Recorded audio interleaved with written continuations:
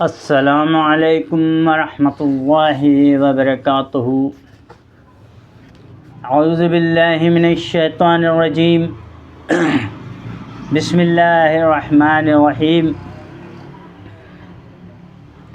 اس بارے میں کہ اللہ تعالیٰ کی عظیم مخلوقات میں غور و فکر کرنا، دنیا کے فنا ہونا، آخرت کی ہولناکیوں اور دنیا و آخرت کے تمام امور، نفس کی کوتاہی اور اس کی اصلاح و تہذیب اور اس کو استقامت پر آمادہ کرنے کا بیان ہے۔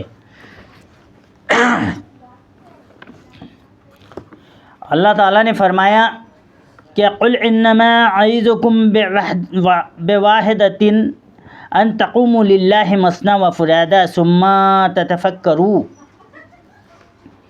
یعنی اے نبی کہہ دیجئے میں تم کو ایک ہی بات کی نصیحت کرتا ہوں کہ تم اٹھ کھڑے ہو اللہ کے لیے، دو دو ایک ایک، پھر غور و فکر کرو۔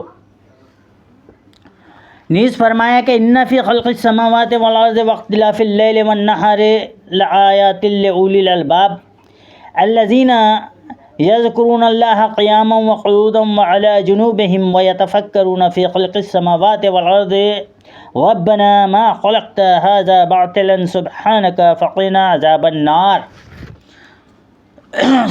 سورہ آل عمران۔ یعنی بے شک آسمان و زمین کی پیدائش میں اور رات اور دن کے آنے جانے میں عقل مندوں کے لیے نشانیاں ہیں، جو یاد کرتے ہیں اللہ کو کھڑے بیٹھے اور کروٹ پر لیٹے، اور غور و فکر کرتے ہیں آسمان و زمین کی پیدائش میں، کہتے ہیں اے ہمارے رب، تو نے یہ عبث نہیں بنایا، تو پاک ہے، ہمیں آگ کے عذاب سے محفوظ رکھ۔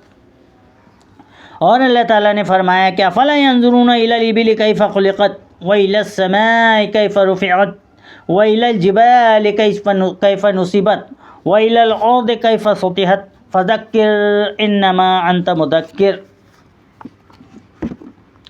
سورہ غاشیہ۔